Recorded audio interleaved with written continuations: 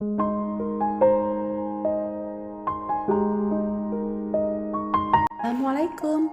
Perkenalkan, nama saya Isna Pisah, NIM 1920-205-3034. Nama saya Dede Yusri Himayatul Milah, NIM 1920-20-51001. Nama saya Siti Maisa Ulfa dengan NIM 1920-20-51019. Nama saya Titi Masruroh dengan NIM 1920-205-51031. Perkenalkan, nama saya Isna Fatimah, mahasiswi PG PAUD semester 4 dengan nomor induk mahasiswa 1920-2051002. Pandemi COVID-19 menyebabkan setiap orang yang bekerja di kantor, di pabrik, ataupun tempat bekerja lainnya harus bekerja di dalam rumah. Serta banyak pekerja yang diberhentikan oleh perusahaannya atau kena PHK. Sedangkan kebutuhan manusia itu banyak yang mengakibatkan penurunan ekonomi di setiap negara. Oleh sebab itu, di tengah pandemi ini, untuk mendapatkan pemasukan tambahan, memang setiap orang dituntut untuk mencoba membuka peluang usaha yang dapat membantu keuangan seseorang. Semenjak pandemi, semua orang berlomba-lomba untuk membuka usaha dan mendapatkan keuntungan. Banyak sekali peluang-peluang usaha yang bisa dilakukan. Yang pertama, yaitu usaha makanan ringan atau minuman. Yang kedua, usaha fashion. Dan yang ketiga, usaha makanan berat atau kuliner. Pelaku usaha bisa memanfaatkan sarana aplikasi belanja online atau media sosial seperti Facebook, WhatsApp, dan Instagram untuk menawarkan produk mereka. Transaksi pun bisa dilakukan secara online.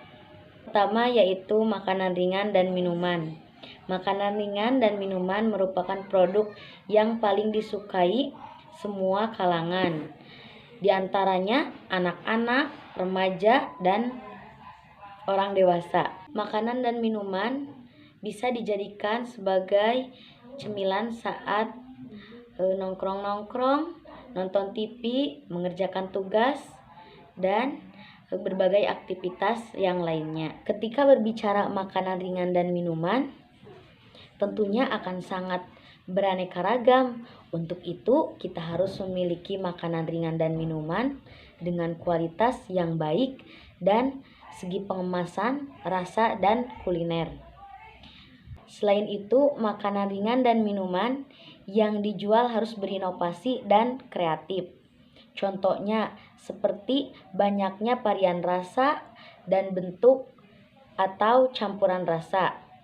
Pengemasan juga haruslah dibuat semenarik mungkin dan higienis agar konsumen atau calon konsumen tertarik untuk mencoba makanan ringan dan minuman yang kita jual. Contohnya makanan ringan dan minuman. Contohnya makanan ringan yaitu kue kering, keripik, yang pedas atau tidak itu banyak yang suka ya. Terus minumannya dalgona, contohnya dalgona itu atau kopi ya. Terus boba, banyak lagi minuman-minuman dan makanan-makanan yang lainnya. Strategi perencanaan usaha makanan ringan dan minuman. 1. Berbagai pelatihan dalam pengembangan produk yang lebih bervariatif dan berorientasi kualitas dengan berbasis sumber daya lokal. 2. Dukungan pemerintah pada pengembangan proses produksi dengan revitalisasi mesin dan peralatan yang modern. 3. Pengembangan produk yang berdaya saing tinggi dengan muatan ciri khas lokal. 4. Kebijakan kredit oleh perbankan dengan bunga rendah dan proses yang sederhana. 5. Peningkatan infrastruktur fisik maupun non-fisik untuk menurunkan biaya distribusi. Kedua, bisnis fashion. Situasi pandemi ini membuat tren busana bergeser dan memaksa industri fashion mengubah model bisnisnya. Mereka yang tadinya berjualan secara langsung di pasar-pasar atau tempat yang lainnya mengharuskan beralih dengan memanfaatkan teknologi yang ada untuk mempromosikan bisnisnya. Nah, tidak hanya model bisnisnya saja, tetapi beragam tren fashion muncul menyesuaikan dengan kondisi di masa pandemi. Contohnya dengan memakai masker sehari-hari itu menjadikan fashion atau tren di masa pandemi ini, dan memakai pakaian yang nyaman saat berada di dalam rumah. Bisnis fashion itu mengikuti tren yang sedang berkembang dengan mempertimbangkan harganya. Cara memulai bisnis fashion yaitu satu, lakukan riset produksi. Nah, amati bagaimana pasar dan lakukan survei konsumen untuk produk yang berpotensi laris dijual. 2. Kenali target pasar. Cari tahu siapa segmen calon pembeli yang akan Anda sasar. Ketiga, lihat kompetitor bisnis Anda. Pelajari kelemahan dan kelebihan produk, pemasaran, dan iklan dari kompetitor untuk membuat produk berdaya saing kuat. Selanjutnya, persiapan anggaran atau modal.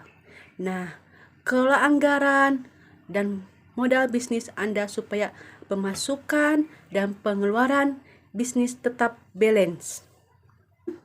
Persiapan produk Anda.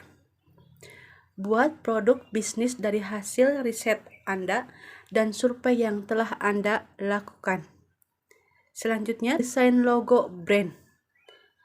Rancanglah logo untuk brand supaya bisa Anda lebih mudah dikenal.